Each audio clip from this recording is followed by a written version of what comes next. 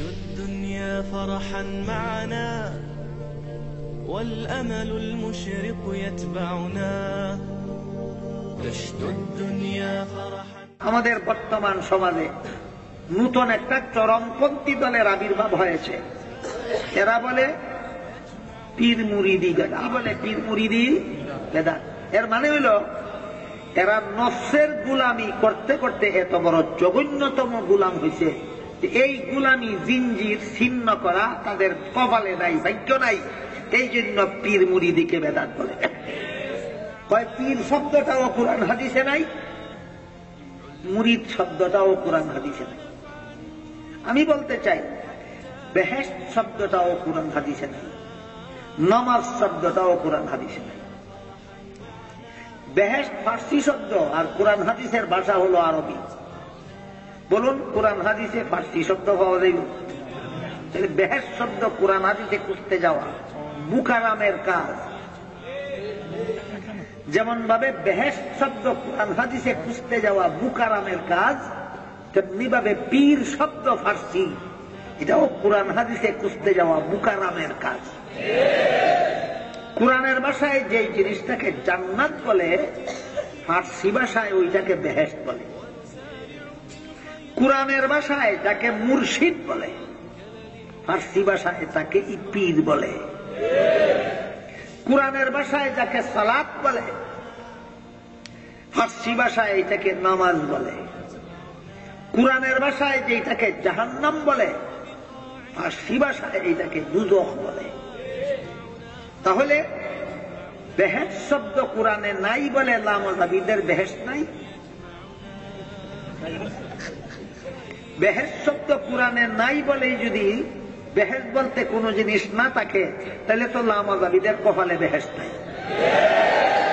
আর আমরা বলি কোরআনে যেটাকে জান্নাত বলে এইটাকেই ফার্সিতে বেহেশত বলে, কাজে আমাদের বেহেশত আছে। ঠিক তেমনি ভাবে কোরআনে যেটাকে মুর্শিদ বলে এইটাকেই ফার্সি ভাষায় পীর বলে। কোরআনে বলছেন ইউজাক্কিহিম। ইউজাক্কি সেগাটা বাবে লাজিমের না বাবে মুতাআদ্দি? বস 16.5 আনার বুঝ হয়ে গেছে।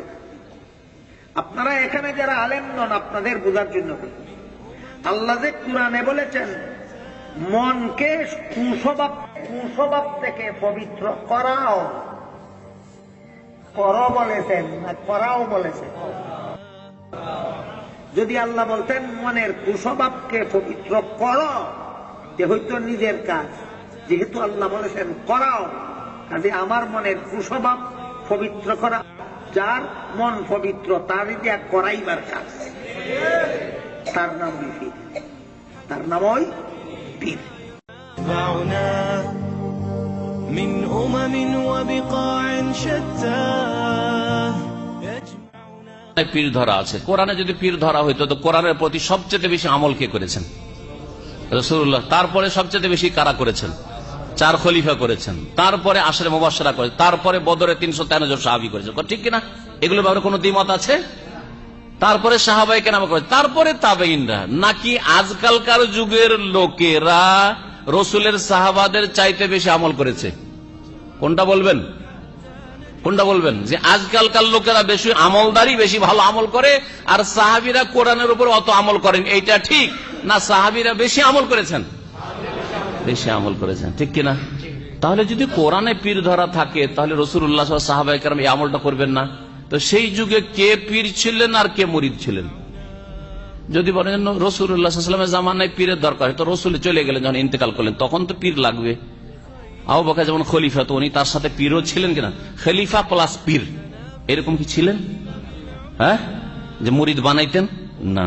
বোঝা গেল যে এই যে সুফিবাদ, পীরতন্ত্র, যেটা সুফিইজম, এটা নবী সাল্লাল্লাহু আলাইহি ওয়াসাল্লামের জামানাতে ছিল না, সাহাবায়ে কেরামের জামানাও ছিল না, তাবেঈনদের জামানায় ছিল না, পরে কয়েকশো বছর পরে শুরু হয়েছে। আর এতে এমন শিরকি, বিদাতি আর গুমরাহি আকীদার সংমিশ্রণ ঘটেছে যে প্রথম যুগে তারা আত্মার পরিশুদ্ধের নাম দিয়ে আর কিছুটা কাজ শুরু করেছিল যে আখিরাতমুখী হবে এর মাধ্যমে, কিন্তু দেখা গেল যে পীরতন্ত্র আজকাল সবচেয়ে বড় ইনকাম সোর্স। শুরু করেছিল যারা, তারা জোহদ, তাকওয়া, আখিরাতমুখী, দুনিয়া চাই না, একটা পয়সা বাঁচাবো না, এই জন্য সুফিবাদ শুরু হয়েছিল। প্রথম শুরু হয়েছিল ভালো নিয়তে, কিন্তু আজকালকার যুগে সবচেয়ে বড় ধনী আর সুখী পীরেরা না মুরিদরা? তাহলে বলেন, তাহলে পীরতন্ত্র কি আসল জায়গায় আছে? এক তো নতুন, তারপরে পীরতন্ত্র ইনকাম সোর্সে পরিণত হয়েছে। পীরদের যে ইনকাম, মন্ত্রীদের ইনকাম নেই। মন্ত্রীরা ফেল, ভালো করে শুনে রাখেন।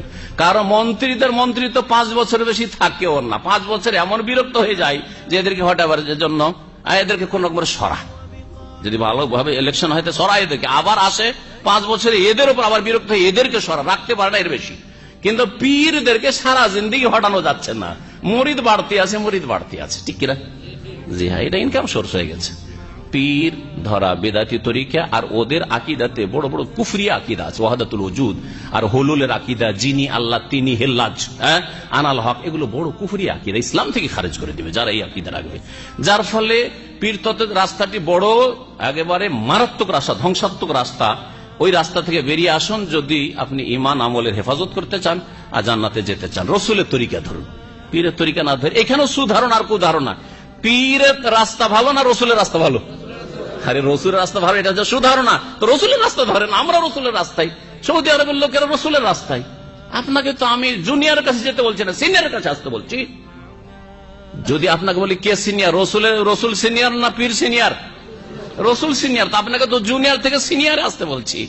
আপনাকে যদি বলছেন আমার তরিকে আসেন, তাহলে বলতেন আপনি তো জুনিয়র, আমাদের হক্কানি চাইতেন, তো বলতে পারতেন আমাদের তরিকে আসতে বলছি না, আমি রসুলের তরিকে আসতে বলছি সাল্লাল্লাহু আলাইহি ওয়াসাল্লাম। يجمعنا خير يجمعنا خير يجمعنا خير يجمعنا علمنا صنعة أخيار كي نصنع خيرا يصنعنا